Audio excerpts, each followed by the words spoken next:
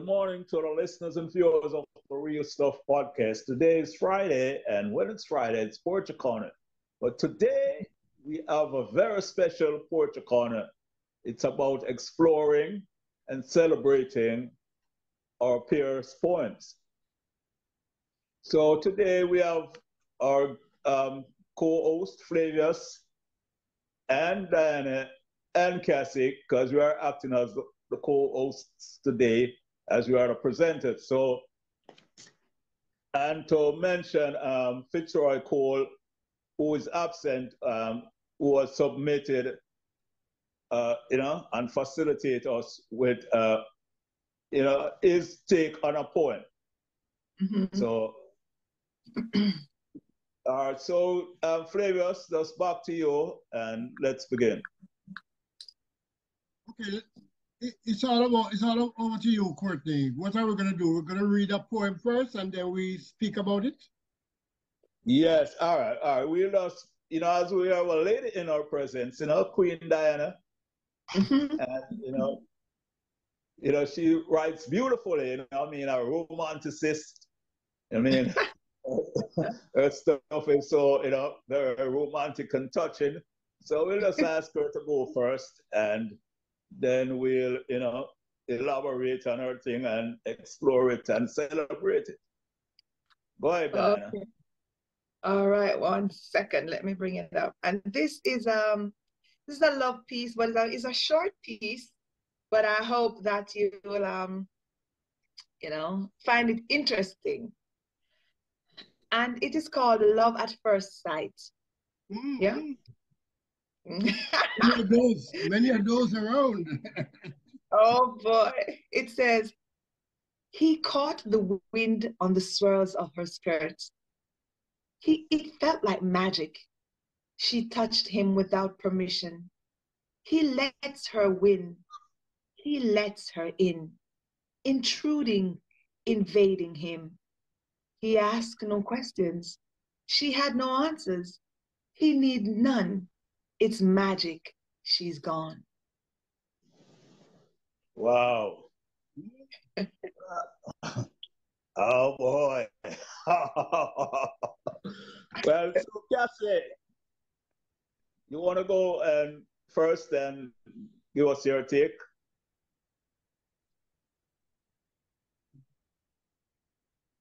Is that directed to me?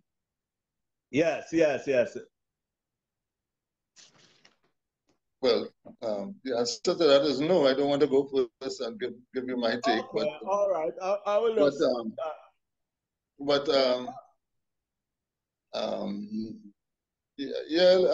I'll say what I think about it. I've read it and I've listened to it, and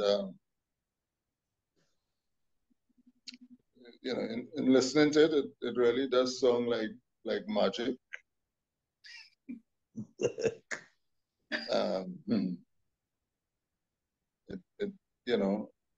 It didn't read like magic, but it sounds like magic when it's read. So that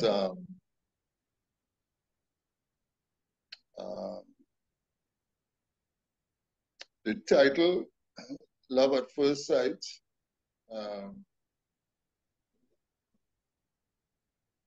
I suppose that tells us then that to expect some magic, some sparks to fly.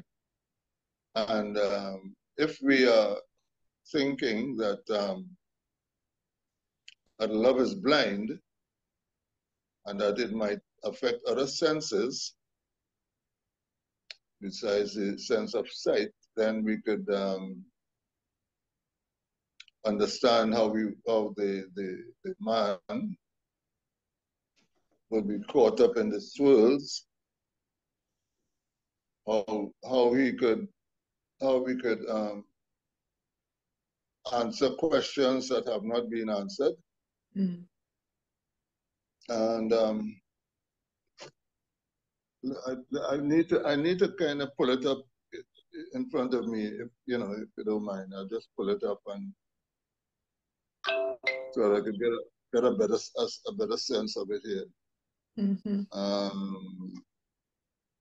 Right. So where do I? Right. Let me just get it.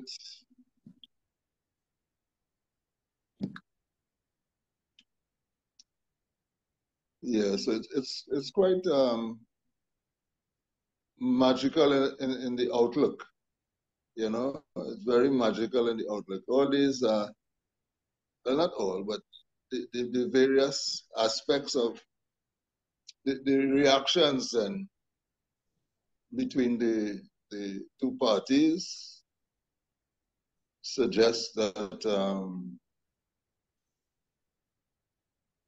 there is indeed some sort of magic taking place here. You know, catching the wind. Yeah, I think that's a very good opening visual image. You know, you caught the wind. I think that's a very good visual there. On the swirls of her skirt, you know. Yeah, men do that. You know, and not only do men do that, because it's not it well, talking as a man, you know, the skirt might be down the line. In the poem, we could use the skirt as the thing, but it's really down the line because what moves the skirt is more interesting. You know, and our imagination would go to what moves the skirt. So he lets her win. Well,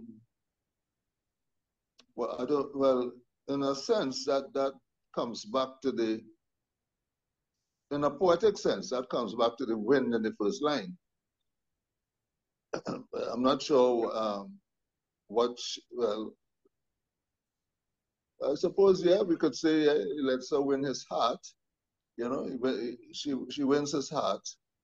Or maybe not quite his heart, well, his heart just yet, but certainly his passions are aroused. So he lets her win in that sense, and then he lets her in, you know. So keeping that kind of rhyme going, then, you know, in terms of, you know, he accepts and the fact that hey, he has been caught. Right. He caught the win, but now he's caught. and you know, so he lets her in, intruding, invading. I also thought that letting her in was there's a sort of a subconscious in that. You know, in terms of him hoping, desiring that she would let him in eventually, you know. So so he lets her in, intruding, invading him. Well, I'm not so sure if she was intruding. She, although women have the capacity to intrude without it looking like that. You know, the women have that kind of innocence, innocent appearance, I should say. That you may think that they are not doing what they are actually doing. So intruding might just be the right word. She might be intruding, but he doesn't know that. And then there is so she's invading him, which I think confirms what I was just saying there. She's invading him. He asks no. Why am I not seeing this? Oh, all right. He asks no questions. She had no answers. Right. So if he did have any questions, what would they be? You know, and you know, I think the women, generally speaking, of course. I would much prefer that they be spoken to first before they have anything to say or to respond to. So him not having any questions was a bit tricky, in the sense that she may, in the normal scheme of things, then, there will either be a suiting, I miss a heel out, some quip. I really like how your skirt moving there, man. Or something. Those are not questions, of course, but those are, let's say, pickup lines, if you want to call it, at one end, or introductory question, comments. He's introducing himself, but seeing that he had no questions, that could work. He's just kind of looking, because we want to keep it at first sight and not really at first conversation. So that could work there. And then he needs none. He needs no answers, really. And that all of that is contained in the magic of the moment. So this is all, to me, happening in a moment. It's not over any long extended period of time. And for that reason, it makes the entire poem, it puts it into that very momentary capsule, which we could swallow, we could swallow that and say, yeah, it works. Yeah, that's my comment. Very good. Well, I just like to add to that and saying, well, this is like for me, it's an imagery, written metaphorically, to portray this innocent, introverted man, being seduced by a woman, who possibly may have been admiring him for a long time, but they're never really actually met, formally met then, maybe have some kind of inkling of each other, but never formally met. So she decided to just make a move, you know what I mean? So that first line, sort of indicate to his insight of her feelings when she walked by, her skirt and her skirt twirling. But I figure, it's not the skirt that was really swirling, but, her butt. And, so this sort of captivates, its imagination and his mind. And, to make things really more exciting, while she was passing by him, because she was walking. So, so she touched him. And he was like, wow, you got all, very excited, So this relationship just became pronounced somehow. But what grabs me is how, his reaction, because it's, you say that he asked no questions. So you can see that he became submissive, really. Yeah, he was like submissive in silence, being bewildered and fascinated by her charm. Because, most women, the seductive women are very charming. So, and in the end, he comes to the true realization that, oh, this must be some kind of imagination, by the usage of the word magic, Here it is that it's magic, she's gone. And he's just wondering, so, is this for real? Am I living in this, reality, or am I dreaming? So maybe he was just singing the Temptation song that, it's just my imagination running away with me. But it's beautiful written, and I love the romantic sense of how you use your words, Thank you. Because looking at Well, any man would get submissive in a situation like that anyway. Mm-hmm. You know, I mean, if we see a woman, you know, passing by, touching you, man, looking fine, you know, well shapely, you know, so that's the, you know, this imaginative thing, and it's, you know, it's just something about men. Mm-hmm. You know what I mean? You can just look at the TV and you see a woman, you know what I mean, and just her personality will just blow you away. Mm-hmm. Yeah, so you know, that's my take on it. Well done. Well done. I think it's brilliant, well written, especially for so short. But what I think, if you as a man has ever experienced that before, you will understand that it's something like hypnosis or paralytic. He's totally hypnotized, can't do anything, can't think about anything. It just happened. And it happened 1 minute, and unfortunately, the other minute she's gone. That's true. So it's brilliantly set. And for somebody who has not experienced that in their life, would definitely want to experience that. Oh my. Yes. Oh my. Yes. It's like a high. Yes, it's something that puts it is. And you're like, gosh. It is.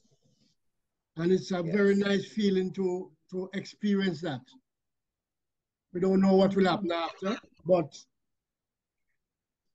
it's like you're in a different world. That's where the magic comes in. Yes. You're not sure where you are. You're not sure if it's reality or fiction, you know? Mm-hmm. Mm-hmm. Yeah, and you mentioned something very interesting, and it does take me back to that song, you know, Hypnotized. Oh, yes. Oh, yes. Yeah, that Linda Jones song, you know, Hypnotized. Oh, yes. Yeah, so Cassie. Thank you.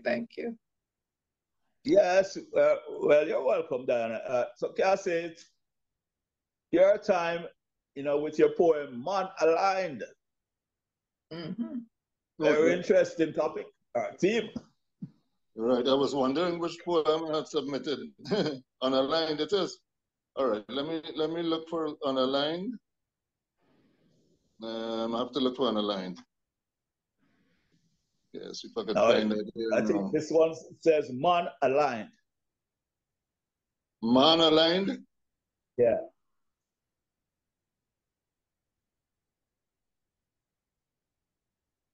Man Aligned. No, that's what come up on my in my email. It begins by saying, man assigned to the human realm, frolics around in traces, antics, workspaces, emoting, reacting to clocks, rocks, embraces book faces, angry at world not going his way of controlling traffic races. He imitates lions, mice, dogs, frogs, eagles, eel, cries foul, then chooses to declare himself a creator, decision maker, conqueror, ignorant of the sufferer. God's diva, icons exemplary, your highness. Children roam across 6 realms, becoming, obeying, parenting, yes, fordering the man, rich or bust, before bodies crumble into dust. Meet awareness, develop trust, overcome lust in meditation, trust as passion gust.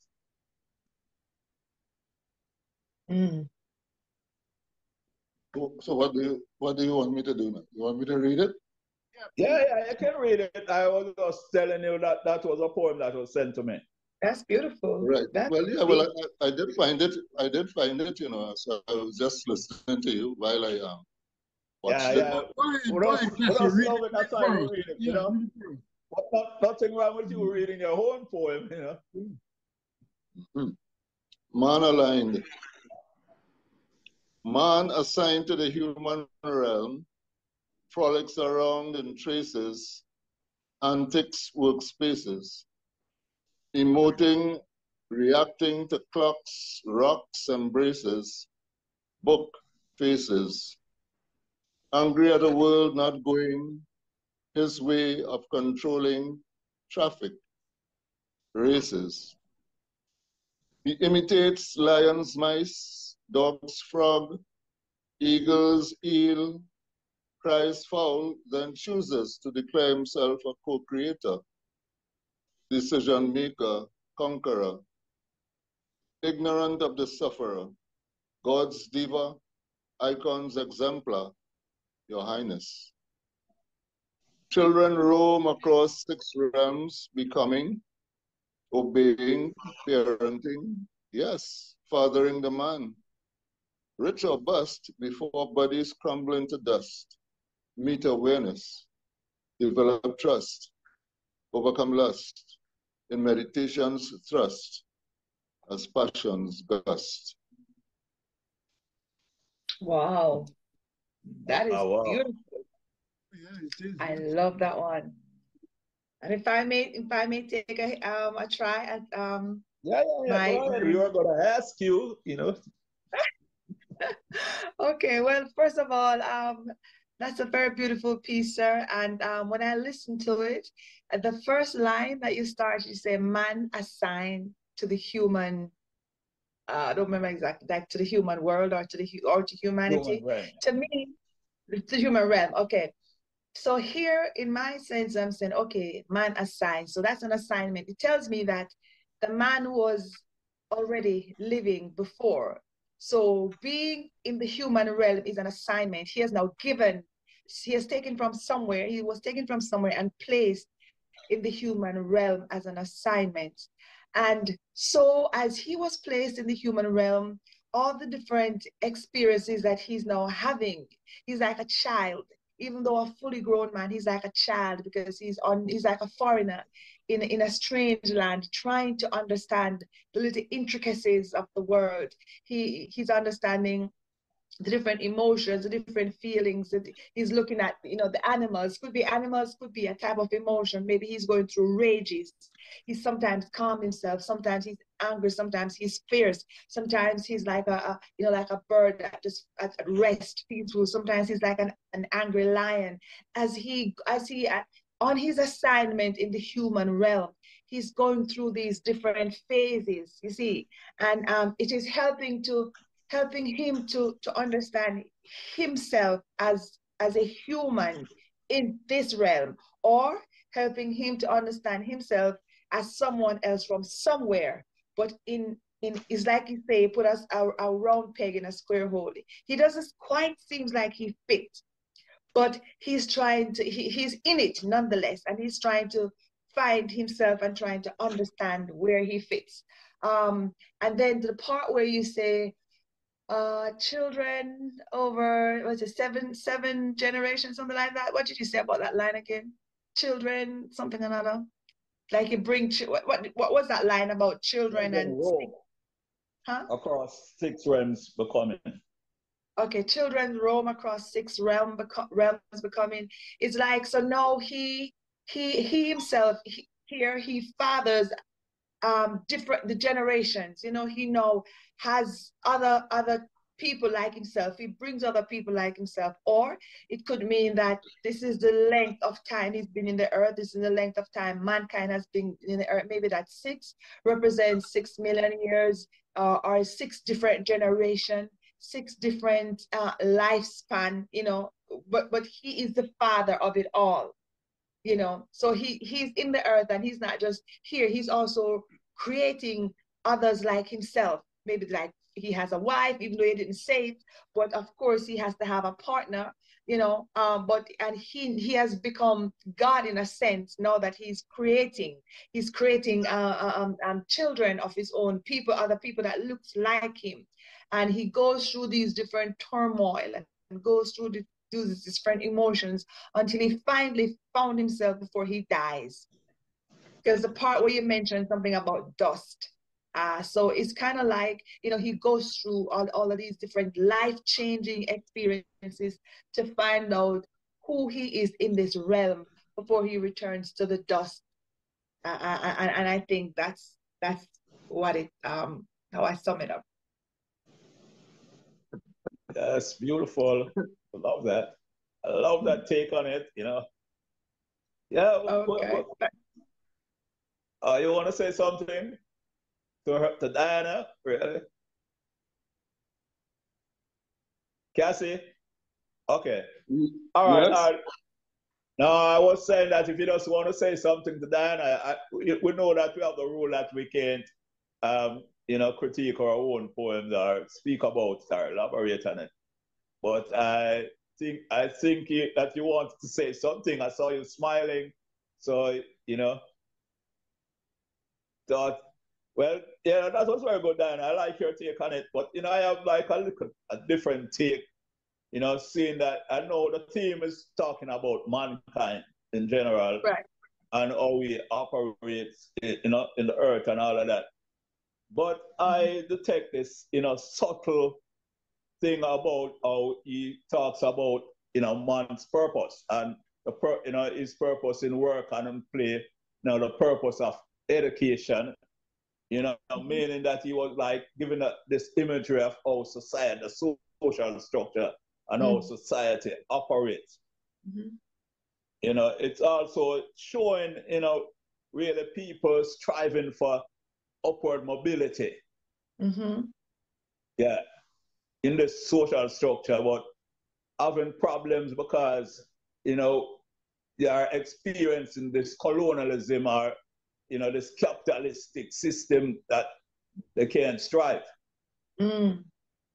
So, and the other part about it, you know, the interesting part for me is the use of this children room. Yeah. Yes, it's just showing to me how it's talking about the attitude of today's children, you know, how unruly and disrespectful they are because, you know, part of the poem is like indicating that they are trying to rule their parents or the child want to parent the, you know, the parents. You know, this is the view that I kind of take of it or looking at it. And showing too also that in this unruliness and bad behavior, they want to get up on the social ladder quickly, so they get themselves involved in illicit activities. So, you know, as we know and see it, what is happening, you know, especially in the island of Jamaica with, you know, teenagers get into scamming early, get into all these illicit stuff, activities, you know, to gain riches, you know, and we know that this kind of thing creates crime and violence, you know, and Cassie allude to that in his writing. But finally, they become aware, you know, both parents and everyone become aware of what is happening and decided that, look, we need some kind of change. And you see how we, you know, speak of it in his last set of lines, you know, rhythmically about, you know, the passion, the ghost, this new awareness, you know, bring a sort of a new attitude, a change, so to speak. You know, so, you know, it's, you know, I love it, you know what I mean? And we could go maybe on and on, but what I think more or less, it's about really what is happening in the society and how some people, because of their affluence or their socio-economic status, you know, want to become gods or rulers over people, control the situations, you know, things that are happening in the society. Yeah, because, you know, you look at the part when he's talking about God beavers, yeah, and icons and all of that, you know, they, the part of anger at the world not going his way of controlling traffic races. And, you know, possibly too, you know, the word using traffic races up there too. Maybe talking like maybe in the society that he's talking about, the whole thing of racism. Yeah. Yeah. You know, and the movement of people.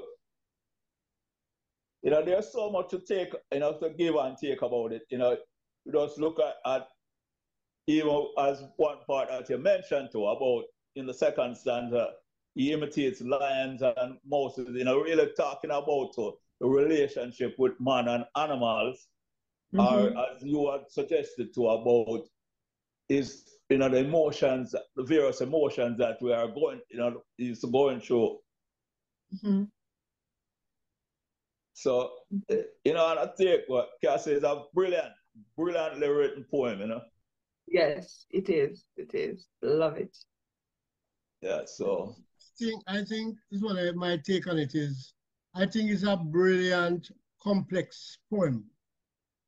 But if you simplify it, what I'm seeing is that is man trying to find himself and actually going through all these different things over time, but with the one aim of finding, who am I?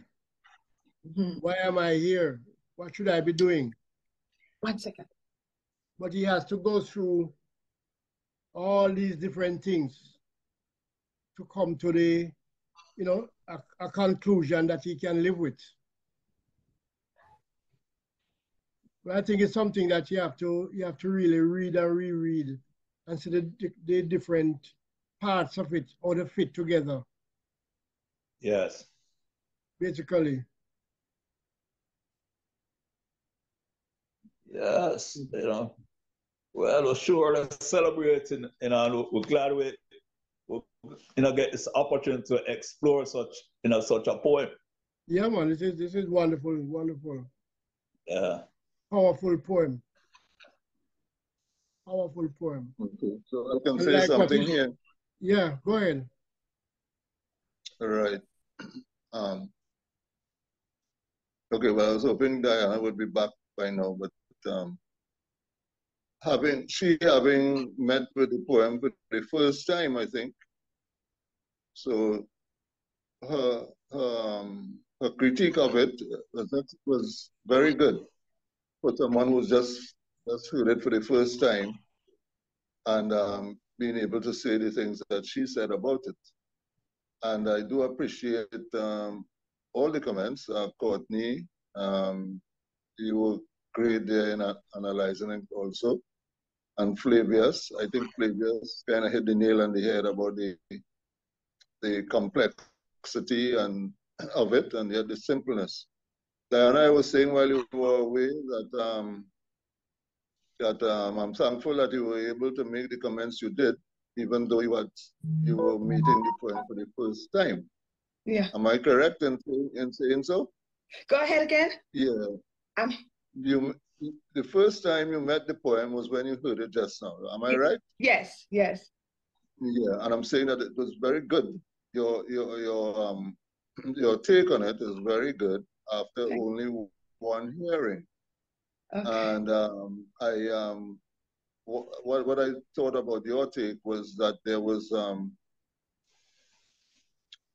how should I say it? There was a familiar femininity about it, about your take. You know, in the way that you were expressing it, what you saw, or what you heard rather in it. I think that the thread in all your comments may lie around the word realm, because I did give a number to the realms, and I stated that there are 6 realms. This has to do with the practice of Buddhism that states that there are 6 realms, one being the hell realm, in which there is anger, to which Courtney alluded. That's the one of the most, how to say, the lowest of the realms. Then, you know, in that hell realm now there's anger, and then just above that there is what we call in Buddhism the hungry ghost realm, where there's greed. You know, and because both Courtney and Flavius actually alluded to the idea of man's roaming through the atmosphere. And you too, Diana, you seem to have caught on to the idea of man roaming, but in your sense, Diana, it was like growing up, like from being somewhere, arriving here, going through, and going out, as it were, in the dust. Mm-hmm. So that there's this hungry ghost realm that deals with greed. It's how to say, exemplified and characterized by greed. Mm-hmm. And then above that, there's the animal realm, which everyone referred to in different ways. I found that very interesting, that each of you took a different spin on the animal input in the poem, and I really, truly enjoyed that. Again, there's nothing right or wrong about the analyses. It's just that, I think the poem does what a poem should do. And right. that is borne out in the way that each of you expressed yourselves. Above that animal realm, which we exemplify, because what I did in the lines there, I turned the things into subject and verb. So eagles, eel, and whatever, I can't remember. I don't have it in front of me right now. But and then similarly, I turned the God realm now, where God's diva, because the human realm, the human realm is the realm in which there's potential to transcend all the realms, according to Buddhism again, so that we don't, in the course of a moment, as in love at first sight, in the course of a moment, a person could travel through all the realms. A person could become angry at being slighted or being approached. A person could become greedy, wanting, I must have her or I must have him, wanting to touch. A person could behave like an animal. Yeah. But these are just in the lower realms. And then in the human realm, there's the potential to observe all of that in ourselves and act appropriately, And then above that, there is what we call, above the human realm, there's what we call the diva realm, or the demigods. And that's where jealousy reigns. And jealousy in the sense that they would like to be like the gods in the realm above them.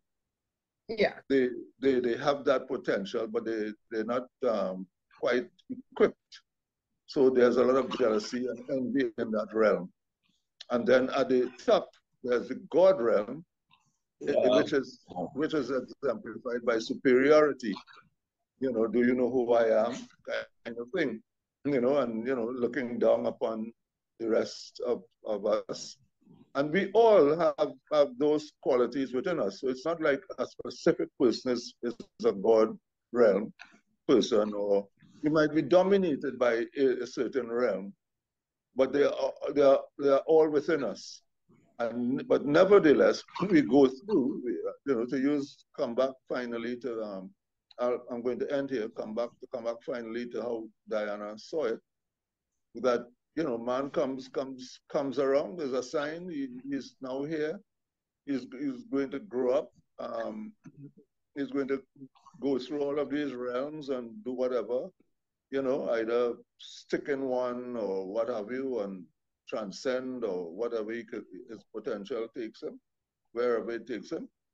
But he's finally going to go to dust, which is, in one sense, a finality, and in another sense, just a transition to come again, depending on, your beliefs, your values, how you look at things.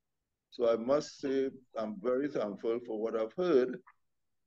And, it gives me the impetus then to write like that, you know, a little more. So thank you very much.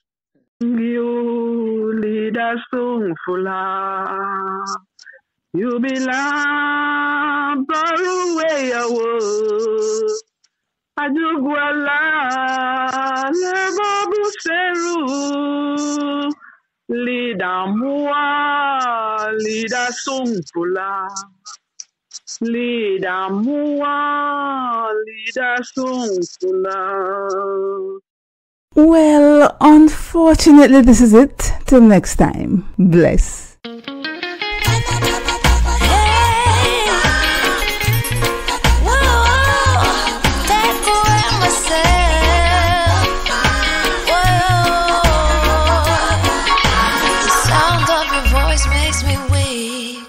All you gotta do is just speak.